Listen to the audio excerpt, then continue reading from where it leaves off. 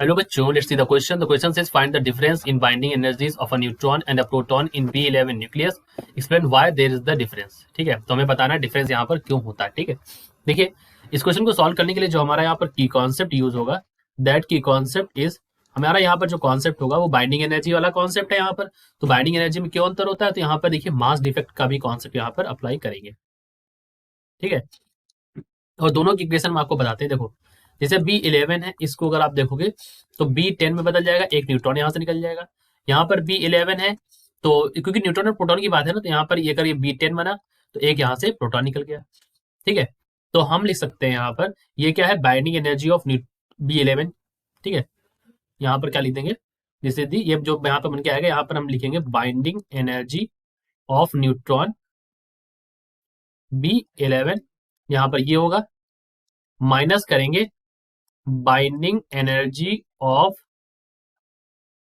यहां पर प्रोटॉन होगा, सो प्रोटॉन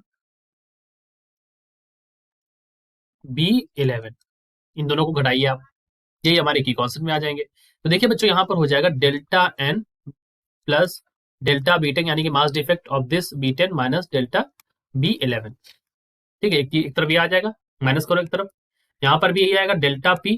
ठीक है, प्रोटॉन का mass defect plus delta B10 minus B11 delta. ठीक, अब इसको घटाओ तो देखो ये टर्म, ये टर्म, ये टर्म और ये टर्म तो चला जाएगा, ये सारे टर्म कैंसिल आउट होने वाले हैं। क्या बचने वाला है, यहाँ पर बचने वाला है delta N minus delta P.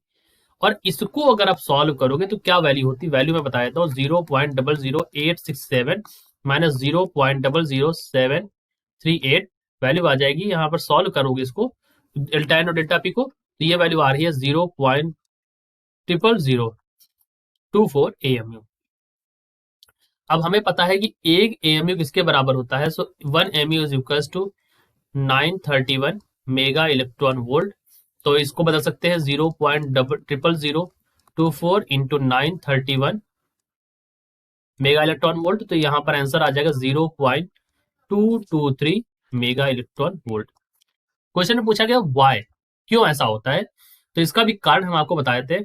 ये ऐसा होता है, दिस हैपन, यानी कि ये क्यों होता है बाइंडिंग एनर्जी में difference, this happen due to coulombic repulsion. Coulombic repulsion के कारण ये यहाँ पर ये होता है।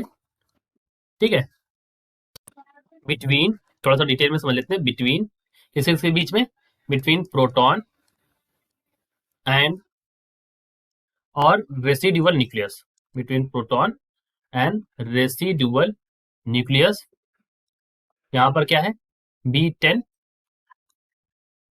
which together constitute B11। ये सब मिलके यहाँ पर B11 को फॉर्म बनाते हैं। ठीक है, तो ये हमारा यहाँ पर रीजन हो गया और ये हमारा आंसर भी आ गया।